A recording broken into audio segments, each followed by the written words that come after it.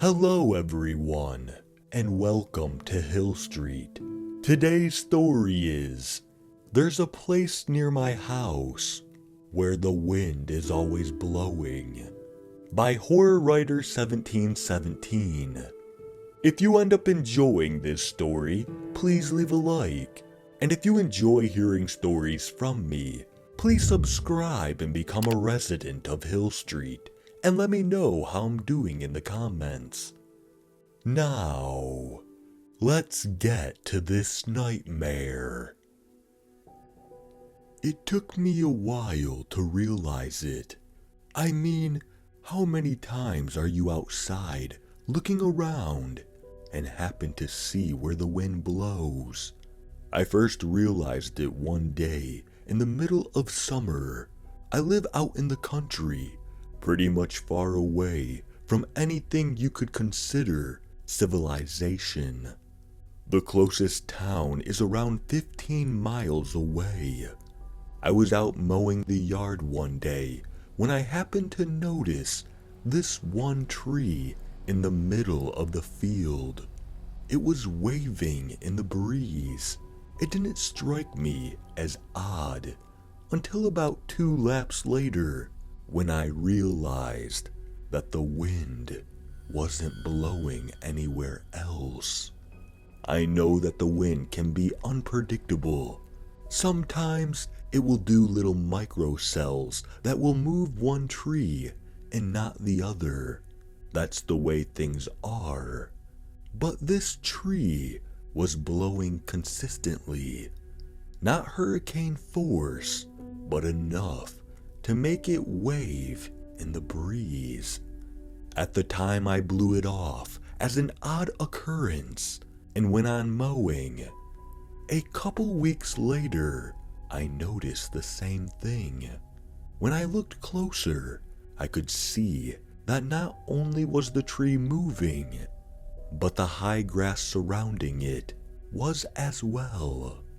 None of the grass in the rest of the field was moving.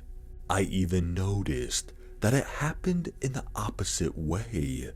There was a terrible storm one day. The wind was blowing so strongly that I worried about the house staying in one place. I happened to glance out into the field, and the tree was still gently waving in the breeze. Other trees around it were bending and about to break. I kept watching, and it seemed that no matter what season, the tree behaved the same. Finally, my curiosity became insatiable. I took a walk out in the field and approached the tree. As I walked up to it, I could see a circle around it where the grass was being blown exactly like the tree. It was the strangest thing. One section of grass was completely unmoving, and right next to it, the grass was waving in the breeze. I reached out with my hand to feel through the invisible threshold. When I did, I could feel a gentle breeze blowing. I stepped through the invisible barrier, and immediately the wind stopped. As I approached the tree, something crunched under my feet.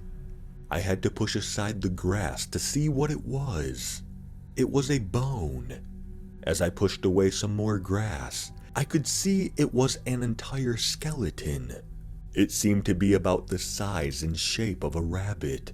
It didn't strike me as odd until I got closer to the tree and crunched some more bones underfoot. As I looked through these, I could tell it was definitely a deer skeleton. When I came across the third set of bones is when I started to feel uneasy. This set was much larger. My best guess it was a full-grown bear. The bones were completely stripped. There wasn't an ounce of meat on them. They were completely white, and they didn't seem like they had decayed. I stepped up to the tree trunk and saw a bare spot. It looked like a tree limb had been there once, but now it was a round, smooth spot. There was no bark on the spot, and I could see the rings in the wood, like you would see if you chopped it down. I felt compelled to reach up and touch it. Surprisingly, it felt warm, and as I kept my hand there, I could feel a slight pulsing. It made me feel good.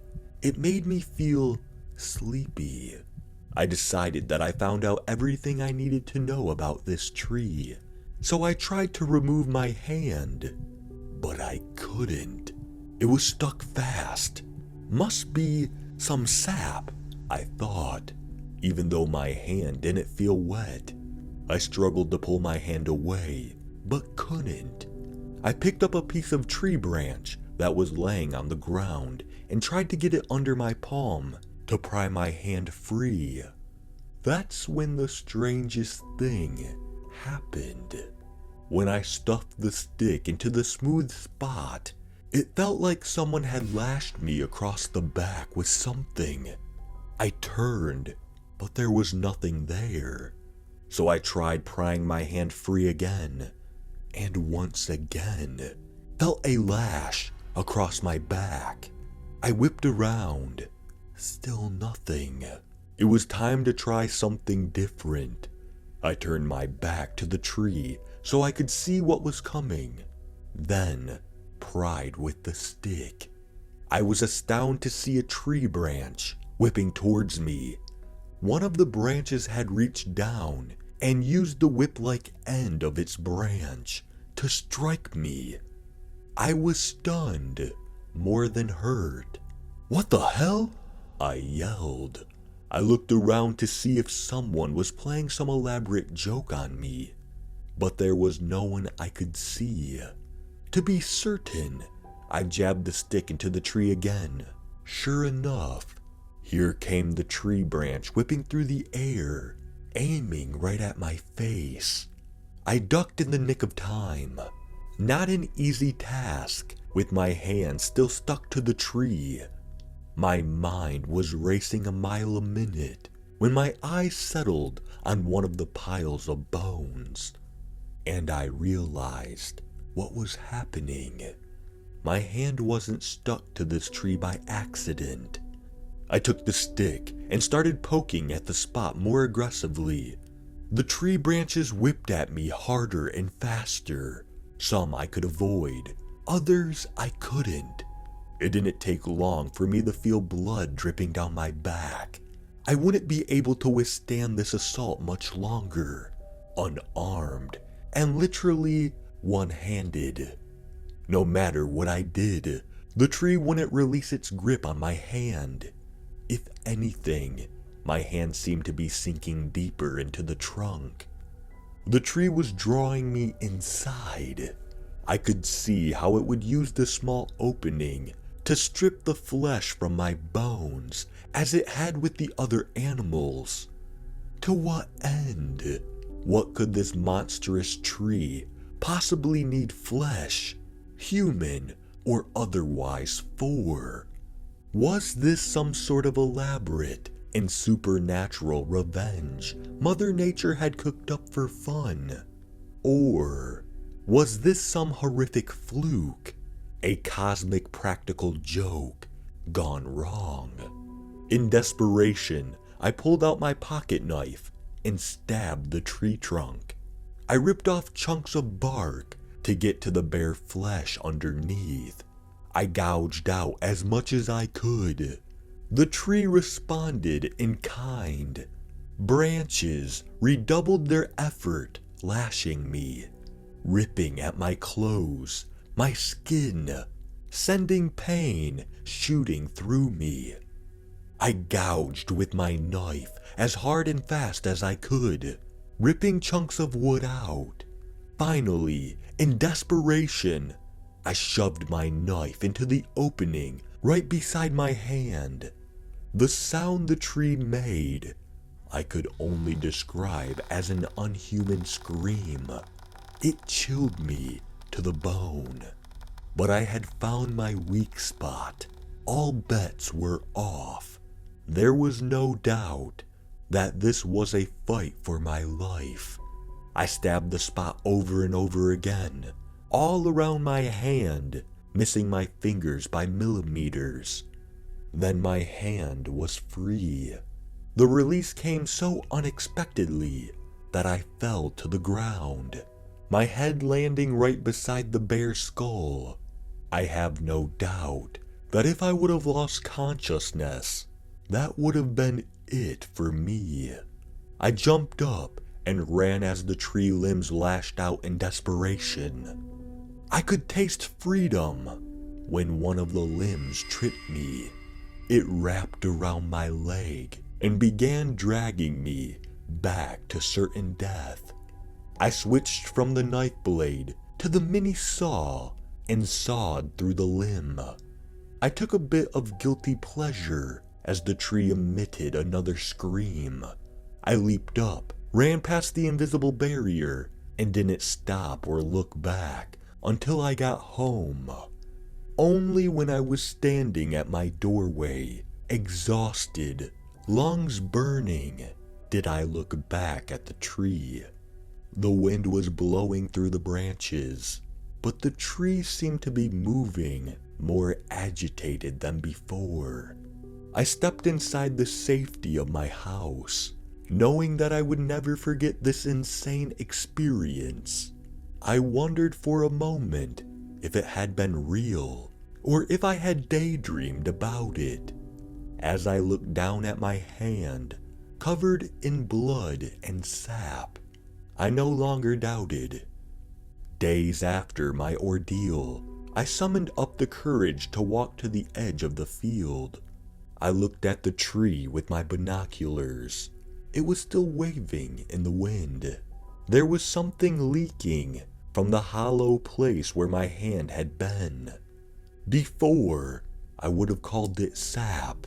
Now, I'm not sure what to call it. It didn't have an amber color. It was red. I only approached that tree one more time. I built a fence around the perimeter of the waving grass so that nothing would get close to it. I took great satisfaction in knowing that nothing could be lured to it again. I looked forward to watching it starve to death.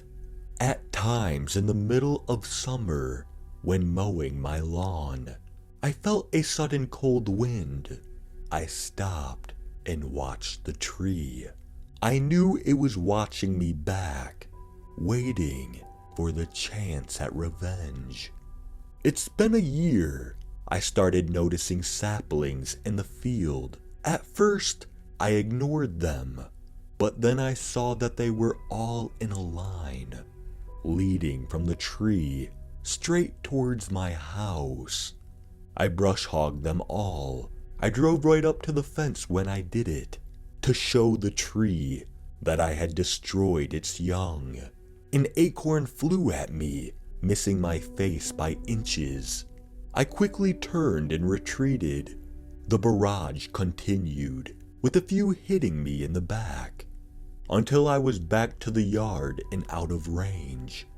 I remained vigilant.